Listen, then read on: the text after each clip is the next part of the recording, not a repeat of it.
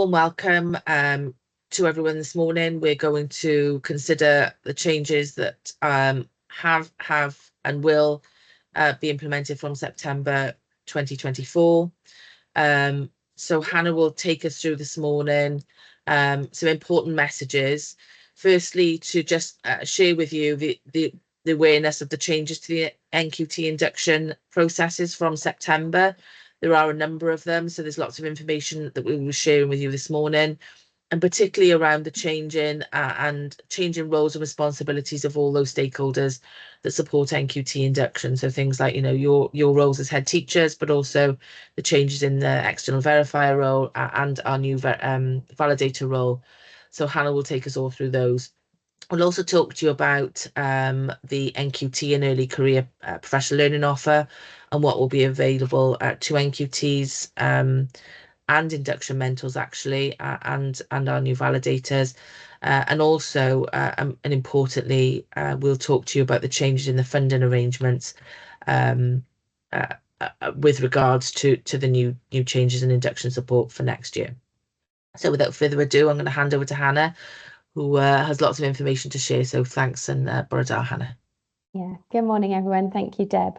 Okay, so we're starting really with the changes that have already come into force. You may remember a couple of years ago, you had a consultation sent out to gather your views on induction, and then some of those changes have already been actioned by Welsh Government, and they've come into force over the last just over a year now that they've been in place. So they were in relation to the flexibility in the number of sessions that an NQT needs to complete before they're eligible for a result. So there is some flexibility now, and they don't have to wait until that full 380 or full 3 terms of employment. However, we do expect the majority, and the majority have still taken that full time to complete their induction process, but there is some flexibility there.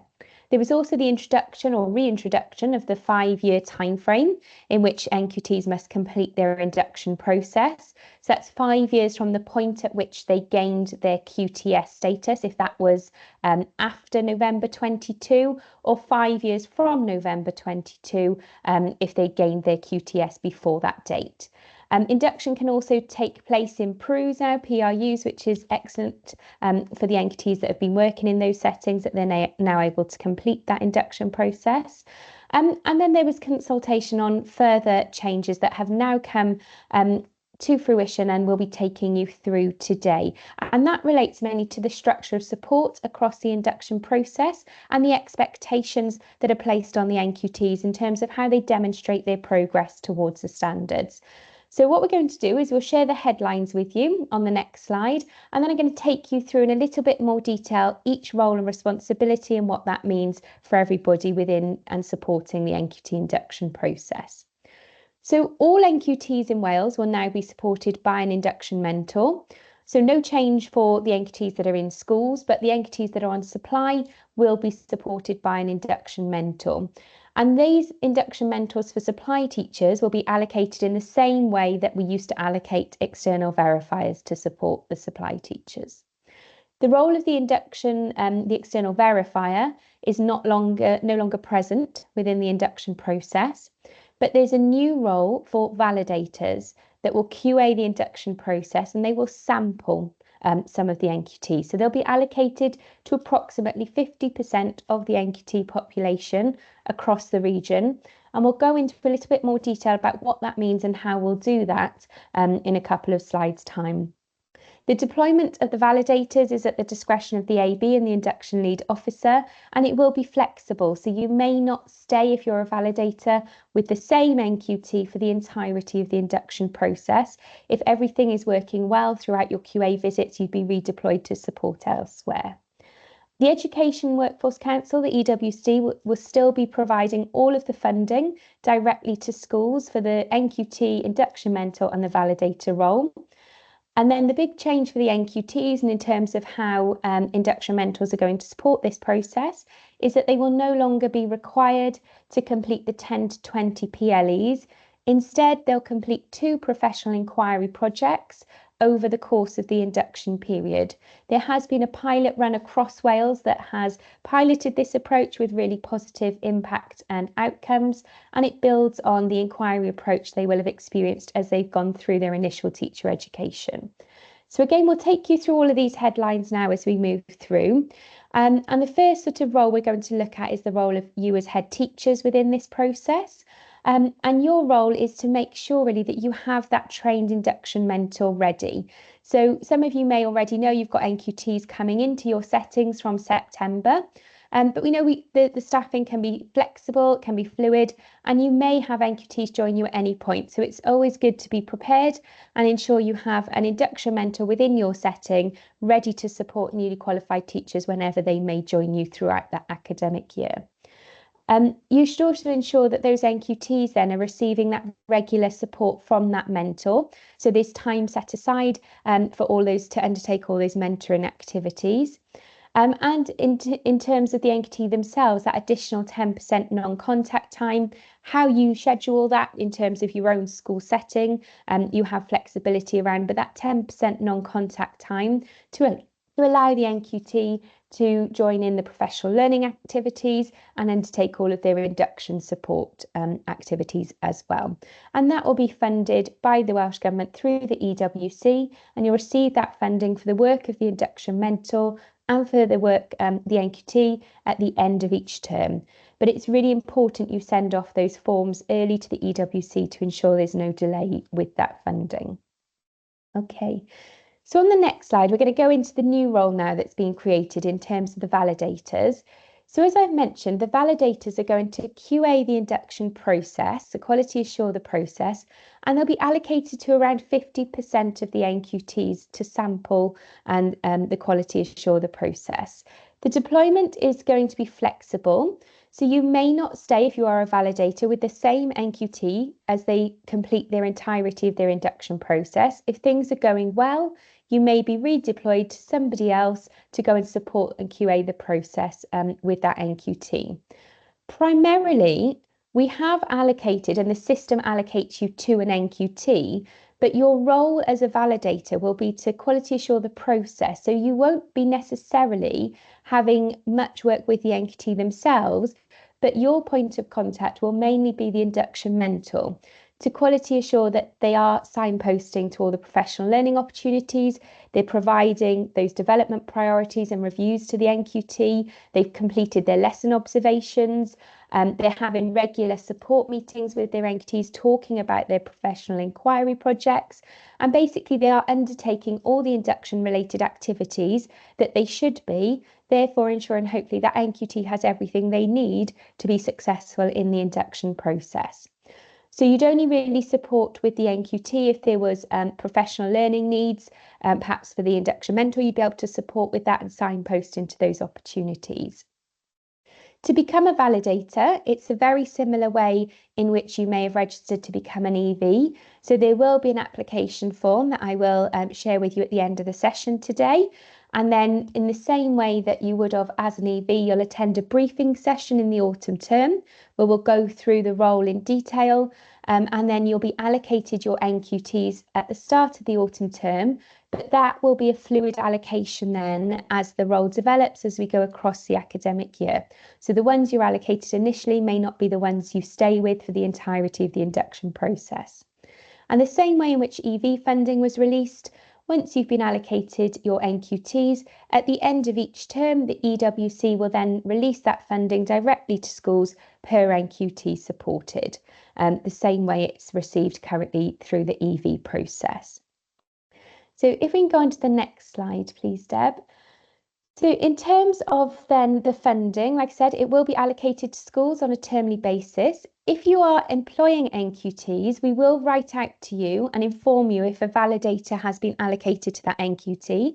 And like I said, the expectation is that the validator will then meet with the induction mentor to quality assure the induction process.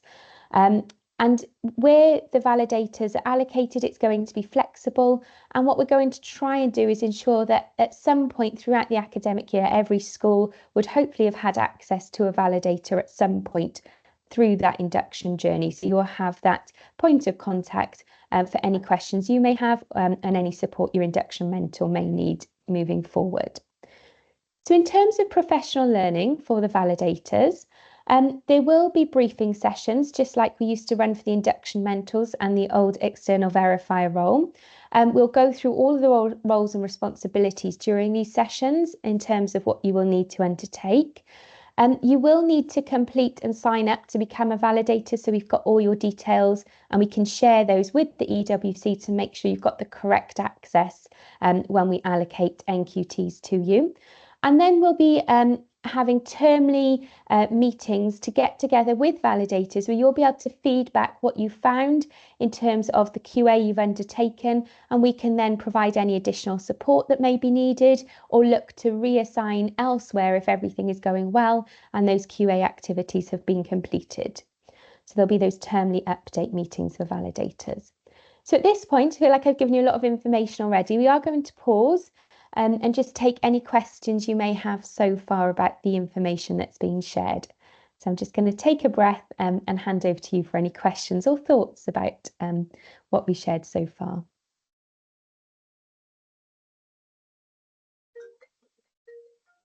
Jane, I can see you've got your hand up. Yeah, hi Hannah. Is there going to be any QAing of lessons by the validator? So will the validator be going in and validating quality of teaching and learning? So there may be a role for the validator to work with the induction mentor on that, but the main lesson observations will be done by the induction mentor now. So that's one of the key changes, in that the induction mentor would be responsible for undertaking the lesson observations.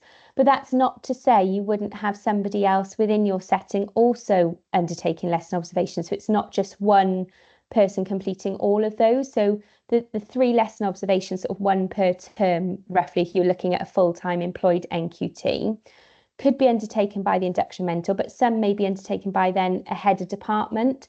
So there would be other sort of people observing that. But yes, where perhaps the school felt the IM needed some support, or the validator had some questions around perhaps the process, we would work with you and as a school and an IM to perhaps jointly observe in some of those situations, but predominantly the lesson obs will be done by the IM in the first instance.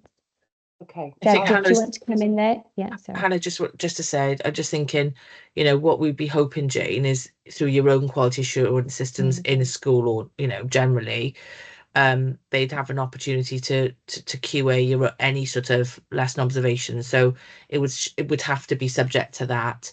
You know, in addition to what Hannah's saying, you know, there's also, if that was the most appropriate use of the time, something maybe a SIT might be doing with a head teacher, for example, if there was some sort of concern over progress, for example. So I think there's a few opportunities at our disposal. But I think the role of the validator is not the same as EV. I think that's the important thing it is to point out here, is, you know, that the emphasis has shifted on the role of the induction mentor in schools, and we know that's going to be a challenge for some, I think, if I'm honest. So it's important that people understand that shift in emphasis, I think, really. I mean, yeah, look, I can see this being problematic, to be honest with you. I think in some schools it'll be absolutely fine, but in some schools I think that is going to be problematic. Yeah, could be. Yeah. So I think in terms of the validators, something we raised yesterday is in the first instance, whilst we can only support around 50% of the sample, what we will try and do is make sure that there's a validator alongside each school. So for example, we sort of serve between 200 and 300 NQTs each year, but that's not 200 to 300 schools. Okay. So what we will do as part of our allocation, like we used to do with the EVs, I suppose, is we will carefully consider the spread of NQTs in terms of the school stock, and try and make sure that the validators are deployed where we need them most, and wherever possible, if we can do, there's a validator assigned to each school where there's an NQT, so we can sample the provision and have those conversations. That way, I think maybe, you know, in terms of the area, your issue that you're raising, I think hopefully then there will still be some sort of contact. We don't know yet until we actually start being able to deploy, but that's sort of our strategic approach to trying to manage this shift in nature of the responsibility and the change in nature of the EV that's now going, and the emphasis on the importance of always having a really well-trained, ready to receive induction mentor, because as Hannah said, that your staffing structure changes, doesn't it, constantly? You know, supply teachers come in, and, you know, a short-term supply will have the right to have the same sort of support as well. So even if you've used them through an agency, once they hit, I think it was 11 days, was it, Hannah? You know, they're entitled to that same level of support. So yeah, it's you know, it's important. It's definitely one, Jane, to raise. You're right to raise it, and I think we've just got to keep a very close eye on it through this sort of, particularly this transitional period this year, in terms of the change in nature. But it's important that everyone realizes everybody's got to be induction ready, across every single school, whether you've got an NQT or not. I think the challenge is, Deb, is that, you know, I think I'm preaching to the converted here, that EVs are that additional line of accountability and checking on actually what's going on in the classroom, that teaching and learning, which I think, you know, for most times is picked up by schools, but I have to say too, sometimes isn't picked up by schools. And the risk is here is that that NQTs who actually don't meet those standards will slip through. So I think we just got to be aware of that, because you know, we're all about supporting NQTs, aren't we? It's really, really important to support NQTs. But if NQTs who don't meet the standards slip through, they just become a headache down the line. I totally agree. So I think we sorry. No, I think that's why it's important, you know, that's why we're running as many of these sessions. We are trying to raise all those awareness. We'll obviously be doing sessions for SIPs. So I think everybody who's got a vested interest in a school needs to be aware of the change, because I think you're right, which is why we've tried to mitigate that in the first instance, around trying to make sure there will be a validator in touch with every school. But we can't say for sure until we know how many NQTs and where they are. But that there's a plan to try and mitigate some of that, because of, for exactly that reason, Jane. Okay, all right, thanks Deb, thanks Hannah. I think Lynn's got questions. Yeah, okay, two questions. Question one is, we say we need to have an induction mentor in every school. We have 3 NQT starting, so we need 3 induction mentors, yes? No, you could have one induction mentor supporting more than one NQT, depending on obviously their capacity to do that. So there will be commitments in terms of setting priorities. So it would depend on their capacity. But we've been discussing this already, and I think we've put a senior member of staff in that year group. So for best practice, I think we will have 3. But so firstly, there'll be induction mentor training at the start of the autumn term? Yes, there will be, yeah. Okay. And the second question then is in terms of validators, along with you know, we've got to QA this process, and you know, when I heard 50% of NQTs will be allocated to a validator, that would cause concern. But you're going to try and make sure that every school who has an NQT has a validator. Now then, in a Welsh medium context, I think there has to be a bit more joined up thinking as well, and I'm sure you will, in terms of the location of the schools where the validators will go to. So in other words, to have schools within a close distance to one another in terms of Welsh medium, to bear in mind that the travelling time as well. Okay, so a bit of joined up thinking in terms of the schools, the validators that are linked to, which are geographically as close as possible in Welsh medium, which is far more challenging than in English medium settings. Does that make sense? Yeah, totally. Yeah, it does. And we will do our best. Yeah. You always do, Deb. You understand the challenges around that as well as we do. So we will do our best. We will do our best with that. And sometimes we can only go on where the school is. And actually, you know, as many of your staff, validators come Yeah. from as well, because obviously we're relying on schools to identify members of staff that may be able to take on this validator role. So it will depend on, you know, how many schools come forward with that. And then as well. the validator role as well, knowing the training dates well in advance would enable us then, because we currently have four or five EVs in school. We're looking to have some of them become validators. So having those training dates in the diary as soon as possible would be really, really beneficial. They have been set. Oh, there we are. Yeah, they are on the PL brochure, but we haven't published the PL brochure. But what we might be able to do, and I don't know if Hannah's already preempted this, whether we've got the dates available for the partner school meeting tonight. I have posters I can share with you tonight with all the dates on. So I do indeed. Yeah. Well. Thank you. Yeah, brilliant. Okay, thank you, Lynn. Okay, so we have got pause for questions as we go through as well, sort of after each section. So we are going to move on now to the induction mentor role, and I'll pause again in a couple of slides' time to take your questions related to this. And I think this kind of builds on perhaps some of the areas we know we're going to have to work on as we go through these changes. So in terms of schools identifying that trained induction mentor, their role has grown now in this process, and it's going to become really pivotal to the support that the NQTs are receiving. So your induction mentors will be responsible for doing all of the things that they've always done in terms of setting those development priorities, completing lesson observations, but they will need to ensure that they are really providing that regular support to the NQTs and having professional dialogue around supporting them with their professional inquiry projects, to, you know, come up with those questions, to think about what they may trial within their classroom settings, and capturing the impact and reflections then for that NQT.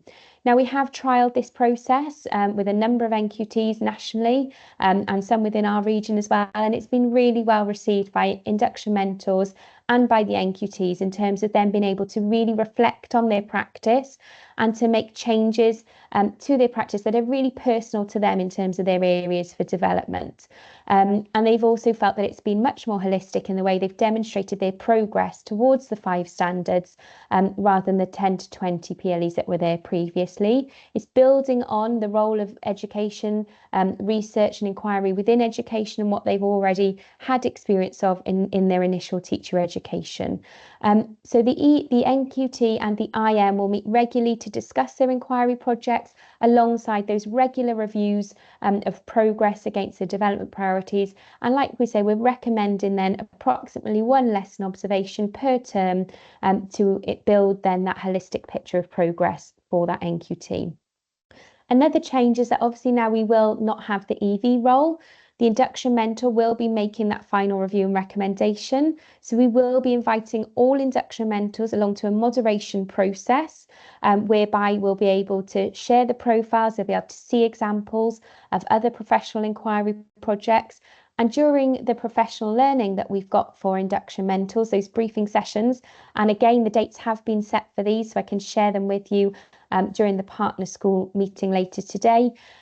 We'll share examples of professional inquiry projects, so our mentors know, roughly what direction, how it's been presented, to give them some ideas when they're working with their NQTs about how to best support them moving forward. So in terms of, on the next slide, the professional learning requirements for the induction mentors, as Deb's already said, it's really important that we can get as many schools, all schools, induction ready. And there is that induction briefing session on Teams in the autumn term. There's also the National Induction Mentor Development Programme, where we run through all aspects of the mentoring support that mentors might need to undertake with their NQTs. We provide examples of those inquiry projects and support to the IMs for how they might develop that with their NQTs. And there'll also be that undertaking of the moderation sessions as well. So there's a lot of opportunities there for schools to develop their induction mentors if they're new to role, or if they're needing a little bit more support with the changes that are coming from September. And as always, if there are any concerns around progress of an NQT, please do pick up the phone or email me. I'm happy to talk through with you any concerns you may have over progress and make sure that we can put in then any support that's needed moving forward. So we're here to support as well with any progress concerns you may have. So I'm going to take a moment just to pause there in relation to the IM role, see if there's any questions that you'd like to ask about that.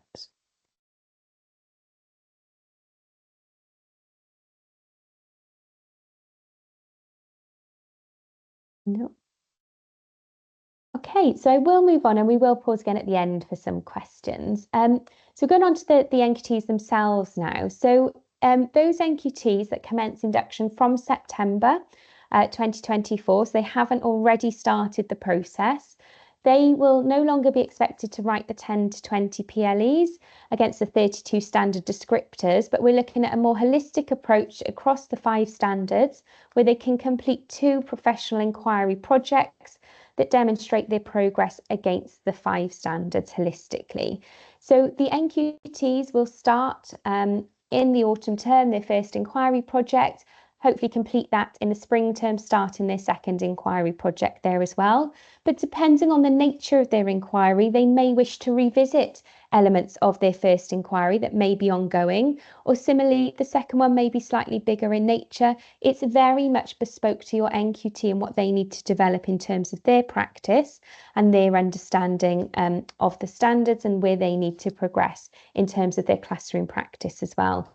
We'd like to see these linked to their development priorities, so it is very much the research supporting their own areas for development and hopefully having a really positive impact on their classroom practice and on their own ability to be able to reflect on their practice and how to develop moving forward.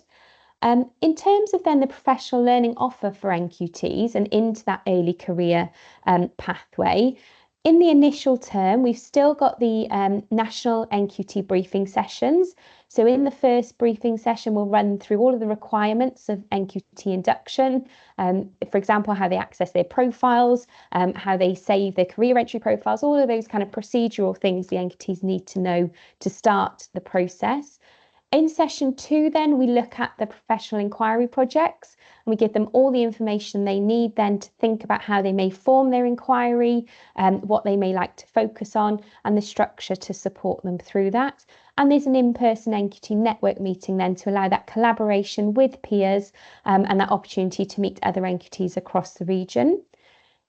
Those national sessions, the first 2 are online. The remaining sessions are then in our EAS schools covering the nationally agreed content, giving the opportunities to NQTs to collaborate with peers and unpick that national agenda in more detail within our school setting. This is then supported by the local NQT offer within our region that focuses on that pedagogy element of live practice and supports them to develop within their own pedagogy and take and refine ideas as they progress through that in term 2. And again, opportunities for networking with other NQTs. And then as we move into the final terms and into their early career, there's that much more bespoke offer where they can really develop in terms of professional learning, the areas of interest to them, the areas to support their school, the areas that they still need to develop in terms of those professional standards. They'll be able to pick their own bespoke path through, and there's additional network meetings, lots of PL opportunities from across the region that may best fit for them in terms of their own development.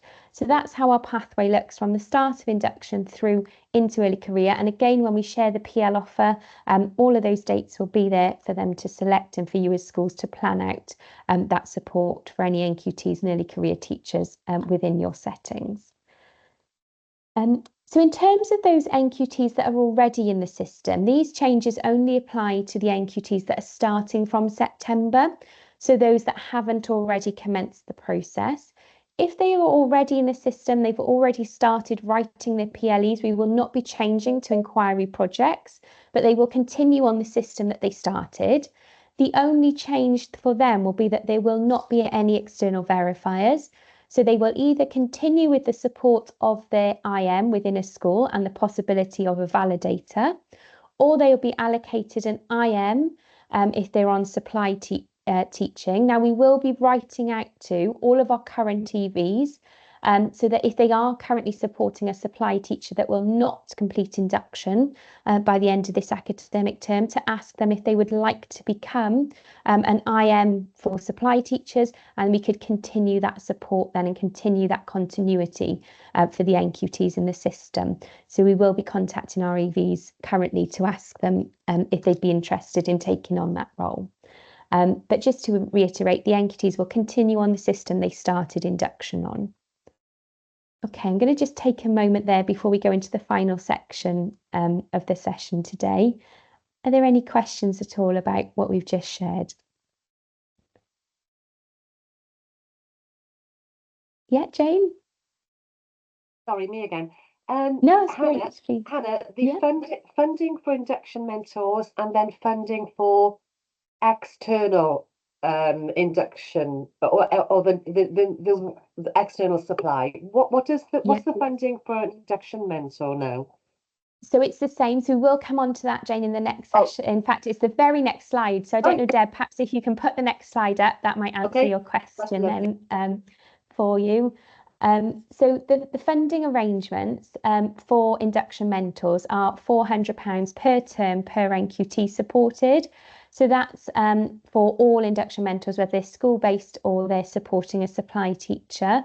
And then the schools will still receive that £900 at the end of each term for each NQT that they're supporting. The funding is retrospective, so you receive it at the end of the term from the EWC, and it is very dependent on ensuring that your induction notification forms are sent off as soon as possible when that NQT starts, and that the claim forms are sent off at the end of each term or at the end of the NQT's employment if that is before the end of term. And similarly, if you're an IM that's supporting supply teachers, we need to be making sure with those supply teachers that they are logging their sessions because that's the trigger to release the funding for the IM work. So those working on supply need to ensure that they are also logging their sessions so that funding can be released to the mentors supporting them.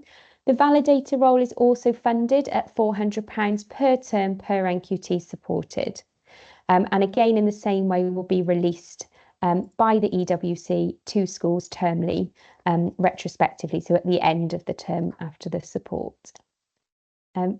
Jane, does that hopefully answer your question? But if there are any questions about funding, please do feel free to ask.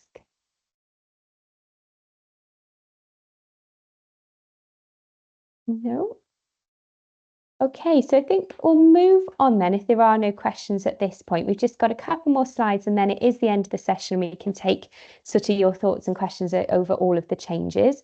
So in terms of the process of cause for concern, it is still the same. If you have any concerns over an NQT's progress in the initial instance, there would be that professional dialogue between the NQT, the IM and the head teacher. And we would look for that school support plan to be written in conjunction with the NQT and for those targets to be smart so that there's time frames set for those reviews to take place. And that sits in addition to those regular review points on the induction profile. So these are smaller steps, more regularly reviewed with more bespoke support put in place if there was that lack of progress. If you as a school has already undertaken those steps and you still feel the progress is limited, please do contact Deb and myself and we'll be able to support them with the next steps in terms of formalising that cause for concern support plan. So this is when we would then arrange a meeting with all of the stakeholders involved in the induction process. We'd go through the areas that still need development with the NQT, and they'd receive then following that meeting a formal letter which outlines all of the areas that have been discussed that we need to see progress in. There'd be a plan put together that would build on what had already gone before it, but with more bespoke support and timeframes for reviews then set. And the IM then, after all of those processes have been started, would need to press that cause for concern button on the profile.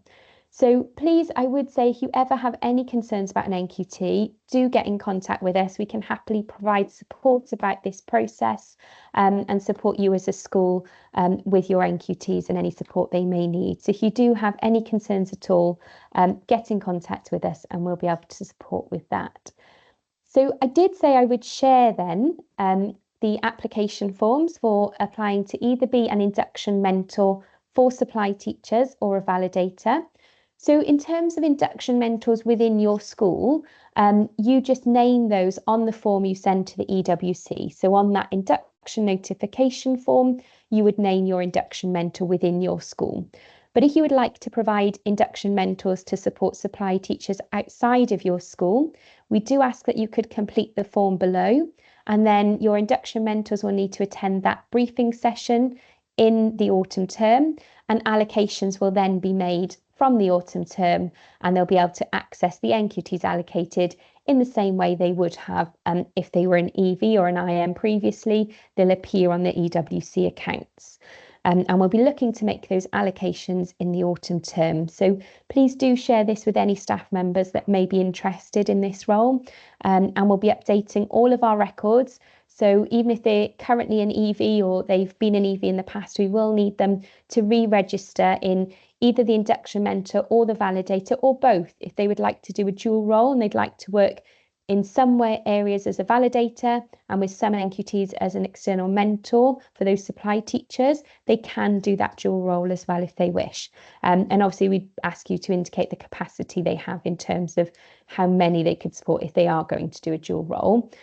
Otherwise, here is the information for the induction mentors, and the following slide, the information there for validators to sign up and complete that form.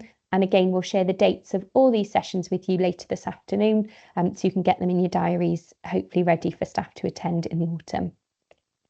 Okay, so that is the end of our session today.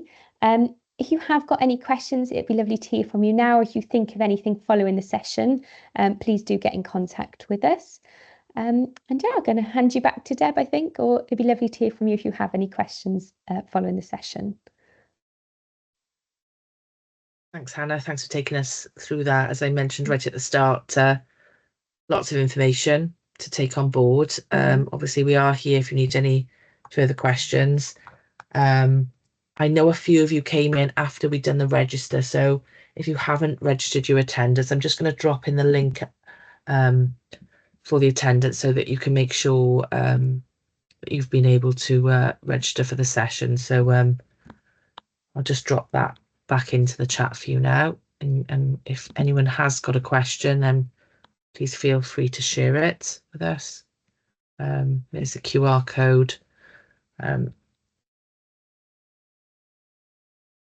But if not, thanks very much for joining us for the session.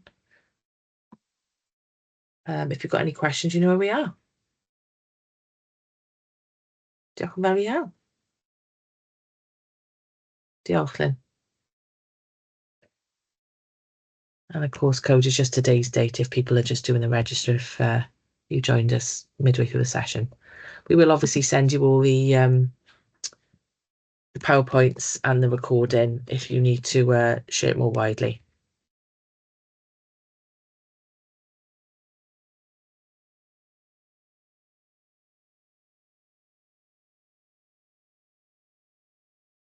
Deb, can I just check? Is Sue it is, Sue Whitson from Penguin Fleur de Lis. Hi, Sue. Did you say on the PL offer is the dates for our own internal our induction mentors in the autumn term? Is that already in the PL offer?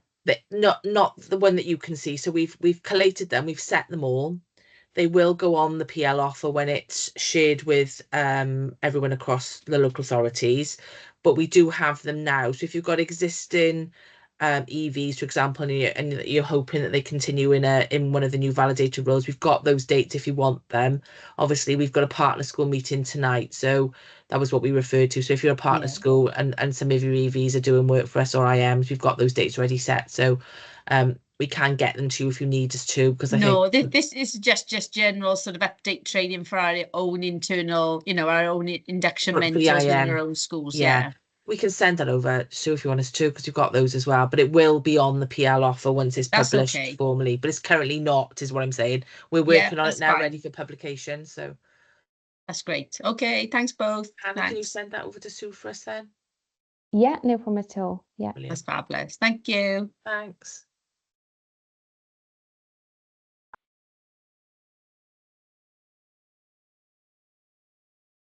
Morning, Deb and